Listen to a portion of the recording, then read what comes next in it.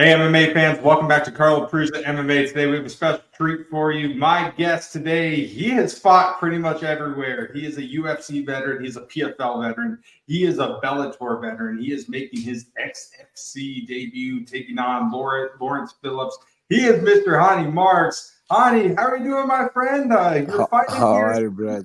27th. I'm doing good, man. Excited, really excited to see your name on this card, see you back in action. Thank you. Just fighting in a couple of weeks in Milwaukee, Wisconsin. What's the mindset right now, knowing you're just a few weeks from going out and doing your thing once again? Yeah, I have a few weeks like to the fight. I'm fix some things in the camp and like good to go. You've been doing this for such a long time. I mean, it's kind of crazy. And I think so many people don't realize mixed martial arts in today's day and age is nothing like it was 15, 20 years ago. I mean, people forget it wasn't even legalized professionally to compete in New York till 2015. Back in the Yes. day, it was hard. So many places had it outlawed. Senators calling it human cockfighting. They thought this was criminal activity. It was barbaric. When you made your start years ago in those regional promotions, amateur level, do you have any horror stories of maybe fighting mystery opponents, fighting in unsafe conditions, bad medicals, no weigh-ins? Do you have any crazy stories?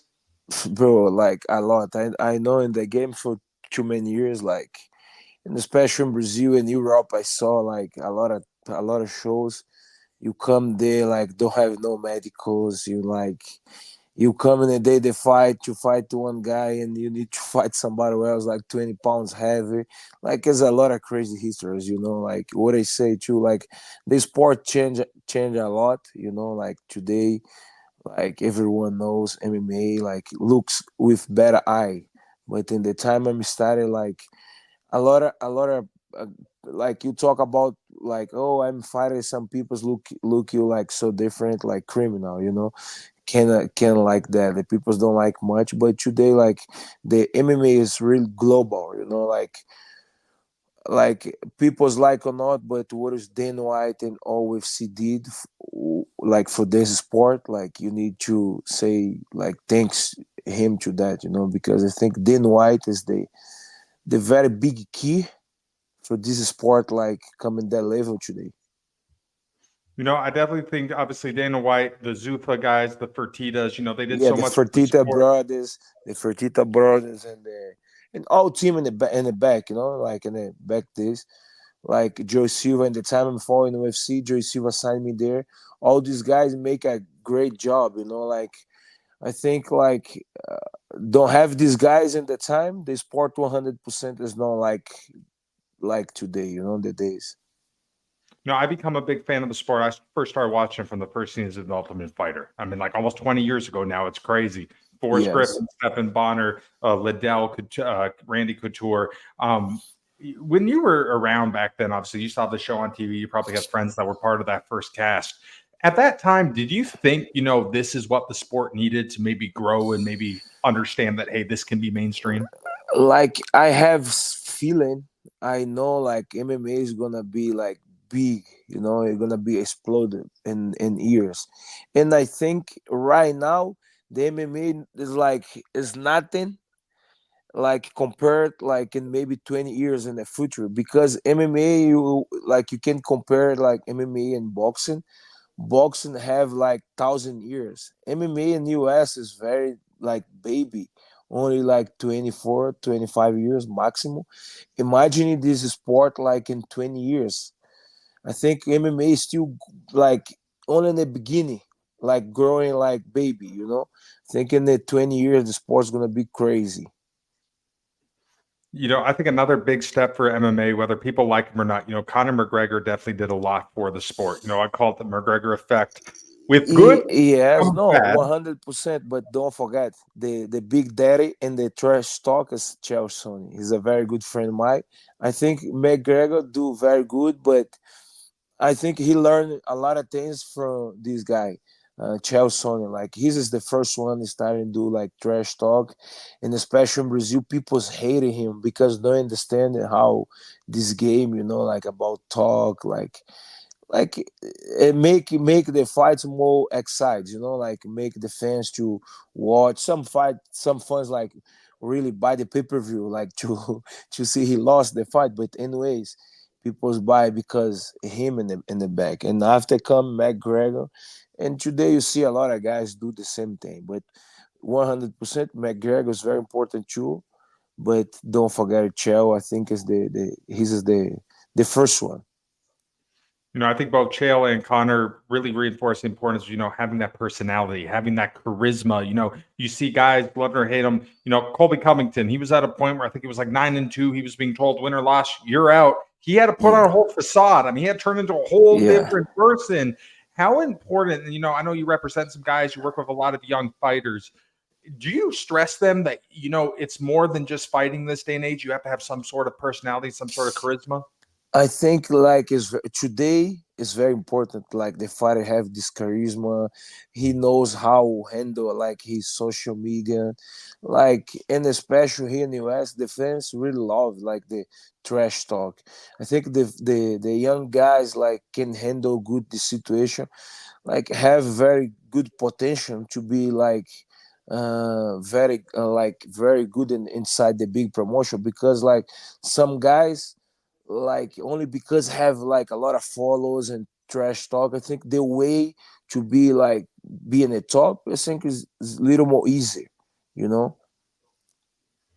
So you had a very respectful run in the UFC. You made your debut back in 2011. Do you remember where you were when you got the phone call that you were going to be fighting in the UFC? Yes, I remember. I'm in my city in Brazil, and I'm like I just finished lunch, and I started to look some videos, and my coach called me. He said, "I have bad and good news for you." And he said, "The bad news." I said, "Tell me the bad news." Say the bad news because you need to fly tomorrow back to Rio.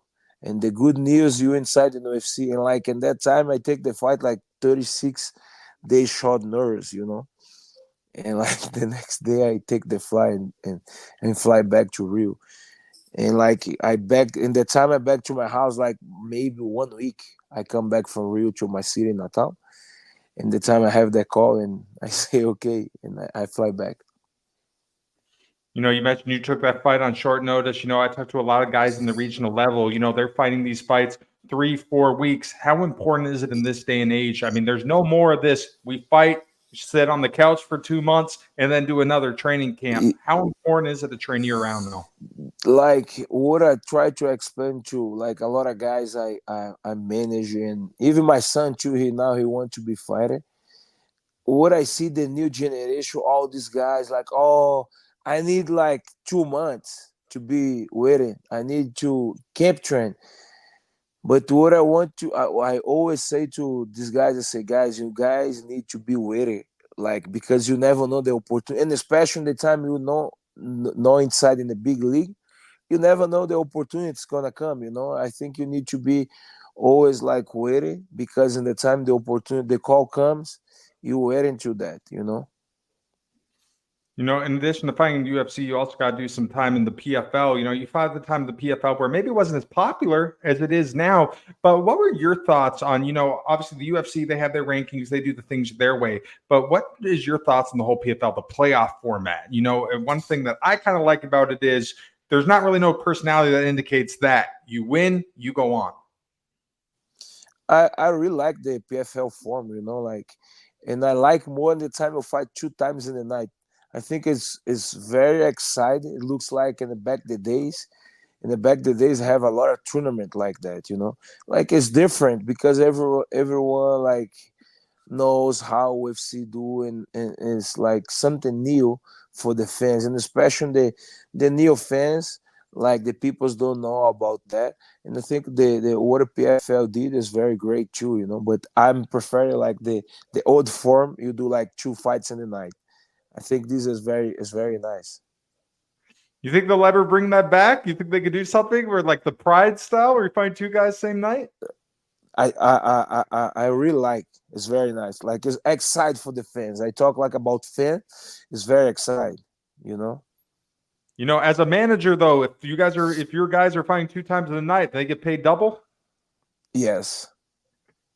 Speaking of Yes. managing, in addition to being a professional fighter, still competing, you get to manage some really good fighters. We mentioned a little bit before we start talking interview, you get to work with Ali and, the dominance guys. At what point in your career did you think, I still want to fight, I still want to train, but I also want to explore the business side of this? Like this thing, the management always in my blood.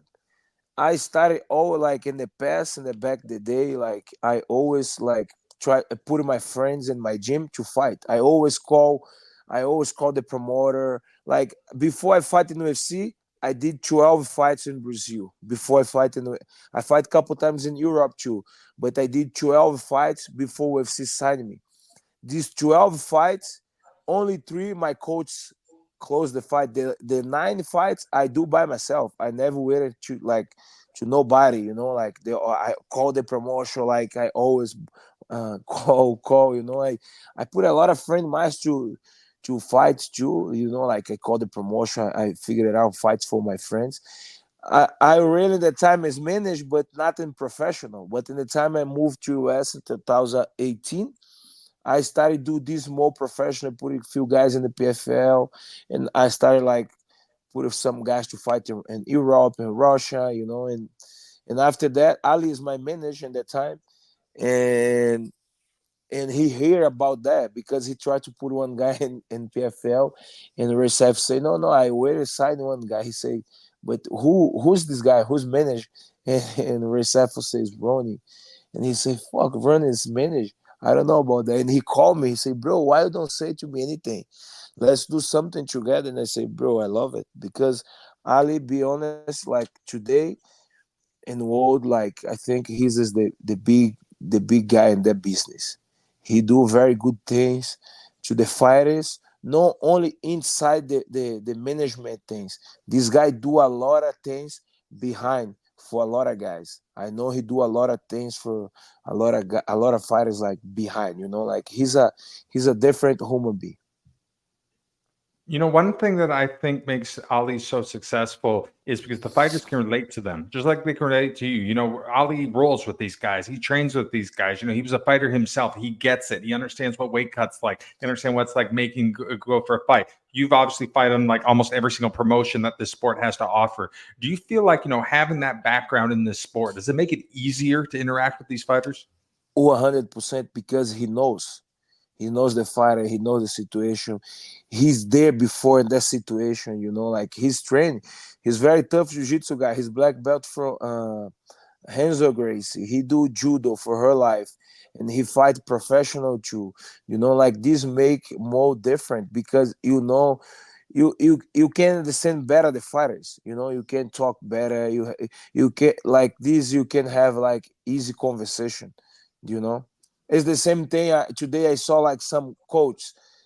I never is gonna trust no like coach never fight. How I'm gonna trust somebody like that? Like you never be in a situation like sometimes you take knockdown. What are you gonna say for that guy? You never be there. What are you gonna say? Like it's it's the same thing. So many people watch the UFC, so many people watch the PFL, they watch all these promotions in this day and age. They look at the big guys, they look at the Kamaru Usmans, the McGregors, the Habibs, the Ian Garys, all these guys, and they're like, oh, what a good life. They're celebrities, they're famous. Yet I think very few casual fans realize the climb that it takes to make it on the regional scene. I interview a lot of regional fighters, and I think battling it on the regional scene, trying to get the biggest shows in mixed martial arts is the hardest thing you can do. There's some real sacrifices here. Obviously on the regional promotion, you're not making millions of dollars, but the fight the pay Yeah, isn't it's great. true. A lot of guys have full-time jobs. They have kids, they have wives, they have to pay to train, they get punched in the face. They have to do all these, they go through hell basically almost every single day to chase the dream. Obviously, when you find the UFCs and stuff like that, you're going to get a little more compensated, but you But had to do your path as well. How do you stay motivated? How do you stick through it? even the time you start in UFC, you don't make that money. You make very basic contract. Like some guys make 12. Okay. Like you need to start, you need to do full camp, like minimum 2 months. You don't have like job, nothing. Bro, you lost the fight, like you make 12 grand. You need to pay the tax. You need to pay your coach. Like you invest yourself like and the food. Like you live in Vegas, it's okay. You have PI here, but you want to like invest in yourself, like good supplements, like food. You're not gonna make any money. Like I think this part, like some people complain a lot about UFC. Oh, UFC pay little. I think like you know what you're gonna make in the time you're gonna fight there. You sign the contract. I suppose you don't need to like complain about that. But in the same way, I think UFC, and especially for the beginners, I think is UFC supposed to see like maybe fix this better, because some guys don't have no sponsor, or what I say before, like some guys have job. Like how you gonna prepare to fight and you have a regular job? You cannot full time in the train and all these things. You need to stop your job only to focus in the fight. But you lost, you're gonna see your bank account like very low. In this day and age, it's truly amazing. We have so many different promotions. 10, 15 years ago, if you weren't fighting in the UFC, I think some people even looked down upon you. Now, obviously, PFL is a very respected platform. Bellator is a very respected platform. You got some big bare knuckle promotions on BKFC, Game Bred Bare Knuckle. You have all these different respectful platforms. Is this just an indication of how the sport has evolved and grown? Yeah, what I say, the sport is like it's just started growing now. Like it's very baby. Like I think it's the sport's gonna be like very very big in a few years. I think MMA is gonna pass like all sport in 20 years. This is what I think, you know, because it's the same thing with jiu-jitsu. I remember 20 years ago nobody knows jiu-jitsu. Today you see like people train jiu-jitsu in Kuwait and like in so many different countries. Like jiu-jitsu comes so popular. It's the same thing MMA. I think in the future, like MMA is gonna be the big sport in the world. Dana White has always said he feels like mixed martial arts could get as big as soccer. Obviously, you're from Brazil, soccer huge. Is that possible? This I don't think is possible, but it's gonna be like very close, because today everyone knows UFC, MMA. This guy make a good job. You need to be honest with these guys and make a good job. Like PFL with Ray Sefo, like make a good job too. But like I think today nobody can like compete with UFC. You know, Nobody. obviously the UFC is different from when you were fighting into it. Big change, ownership changed. UF Fertitta Zufa sold 16. Ari Emanuel bought it. A guy that worked in the entertainment industry. Now, since then, we see a lot of big changes. Obviously, the ESPN deal is huge. We're seeing more and more and more fights, more opportunities for guys to fight in the UFC. Now, there's from people who've been watching a long time. Some say, maybe the mystique isn't there. You're turning on a fight night. You may not know, the casual fan may not know everybody. What do you feel about this? Do you feel like it's changed? Is it a different just atmosphere than it was when you were in it? I think like today is I'm not gonna say like it's little more it's easy to be inside the UFC, but the same way you can visualize this, like you can make a good plan and say, oh, like in 4 years I want to be in UFC, but you work hard, you can be there. But in that time I thought UFC is so hard, you don't have too many opportunities. I remember the time I fought UFC have 300 fighters. I think the roster today have more than 70 700 100 fighters, in the whole roster. In the time before they like I think have 300 or rest that. One thing that Jorge Masvidal told me that really stuck with me, I asked him, why are these guys so good now? Why are guys 23, 24 coming to the UFC and they're dominant? And he was like, it's simple. It's so much more culturally accepted now. They're watching at a young age. They're doing jiu-jitsu when Yeah, they're because seven. it started everything at a young age. Like my son, he just fight first time 1 month ago in a Sam. He fight Sam Pro. like no Xinguar, nothing, only 3 minutes round. But this kid started training like 14 years old, and he do wrestling, he do strike, he do jiu-jitsu. The young today the kids start like very young, like you see a lot of kids start do MMA like 14, 15 years old, like sometimes more young that. I think this is why the guys in the time you like have 20, 22, you have crazy experience. Obviously, you fought some of the toughest guys in the world, some huge names. Do you get more nervous when you watch your boy compete than any time you've ever walked to the cage? Bro, like that night, so crazy for me. I fight in 27 last month because me and him fighting the same night. And I'm in the corner with friend my Marcelo Nunes, he's PFL fighter. Me and him is the owner of the gym, the Porrada. And in the round three, I cannot talk. I be so nervous because in the second round, the first round he do very well. He almost dropped, like he almost knocked out the guy, almost stopped the fight. But in the second round, the guy beat him so bad, like a lot of punches in the face. I like it because he's so hard. But in the round three, I cannot talk. I say to my friend, I say to myself, brother, please, please talk. I'm be so nervous. I cannot talk. Like I said to him, bro, please never. Like I don't want to fight anymore in the same day. Because in the time I'm walk there, I'm so relaxed. I do my hands, I do by myself there. But with him, it's different. Even I have like some friend, like close friend, this guy Marcelo, Bruno Capelosa, he trained with me too, and all these guys like it's very close, like friendship. Like in the time these guys fight, I feel so nervous. It's crazy. I want to talk about your career a little bit. One part that I want to talk about, obviously, the whole COVID time, things were going kind of crazy, and your career was another interesting point there too. You were supposed to fight Josh Barnett, if that didn't happen. Then you were supposed to fight Matt Mitrione, that got scrapped because of COVID. And then you took on Linton Vassell, Bellator. What was that time like, being able to fight after all the craziness in the world? Just what was that mind space going into that? Yeah, in that time, like it's crazy, like it's something you cannot control, like the all pandemic situation, like is very difficult. I think it's very difficult for all fighters, like you don't see like this big like Bellator don't do show for I think maybe 1 year, something like that.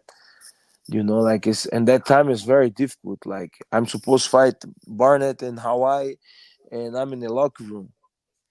And the time Mike come and Ray Seffer with me there, I train with him too.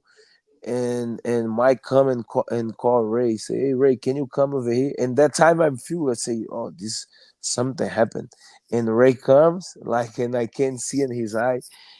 He say, bro, come over here. I say, okay, coach, tell me what happened. And he said, oh, Josh is sick, he cannot fight. And after that, I'm supposed to fight Mitrion.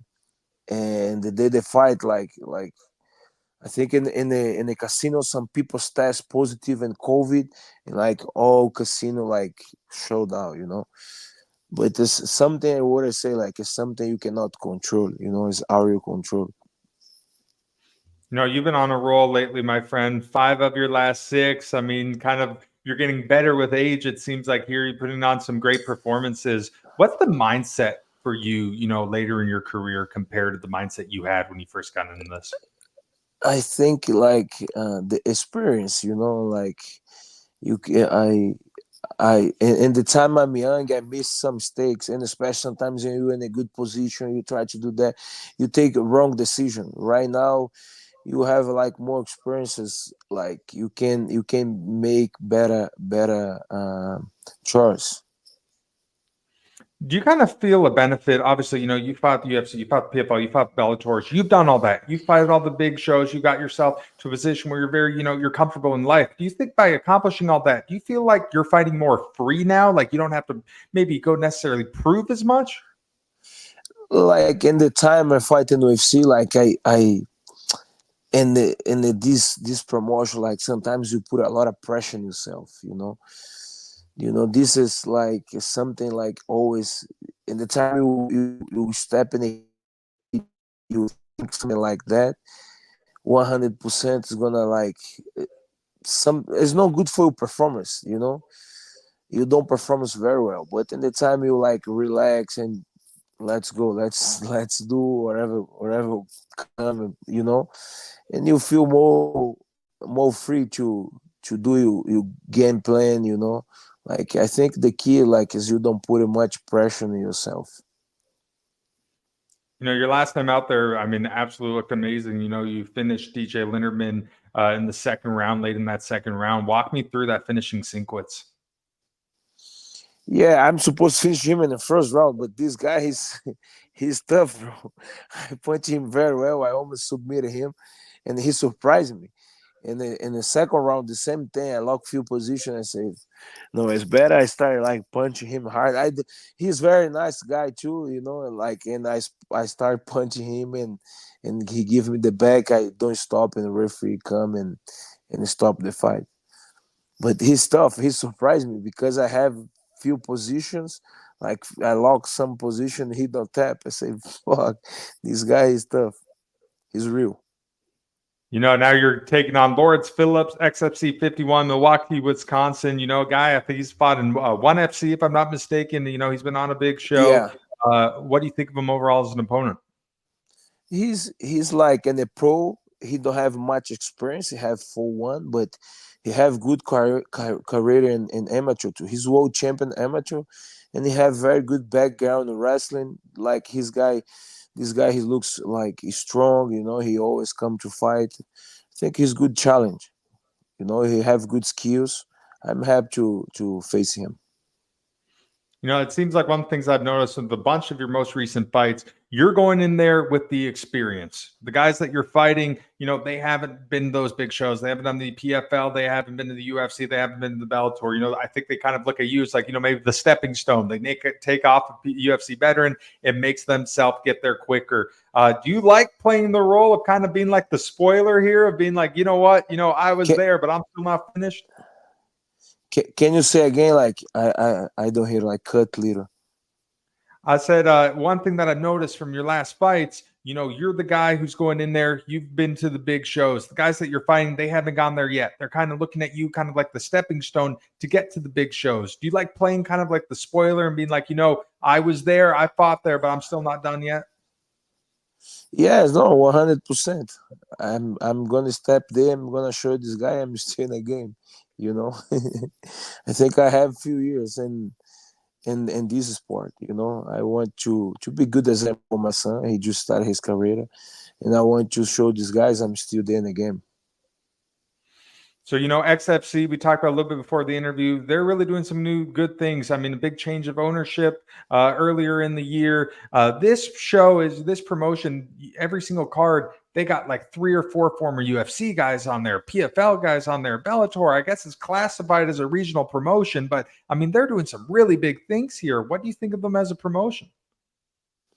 I think XFC do good, like back and try to promote a new fighters, and even like they form guys from the big leagues, like this, like can help these guys maybe back in the big league too, and can and put like good quality too in the card. Like you see like the last card, like have very good fights. Like I'm surprised like the quality in the main event like have very good fights. I'm so surprised, like and have new cameras too. I think XFC do a great job, like McGee do like very good job in the matchmaking things.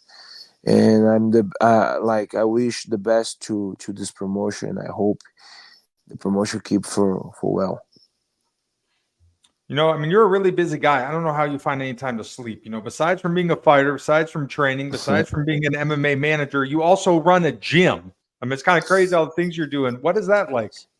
Yes, man. Like this, like me and my friend Marcelo make the decision to have like own things. Like have a lot of guys come to train with us. Like have like like a regular class, like the business class, like jiu-jitsu, kickboxing. Also have the pro team too, the MMA. Like have Alex Volkov.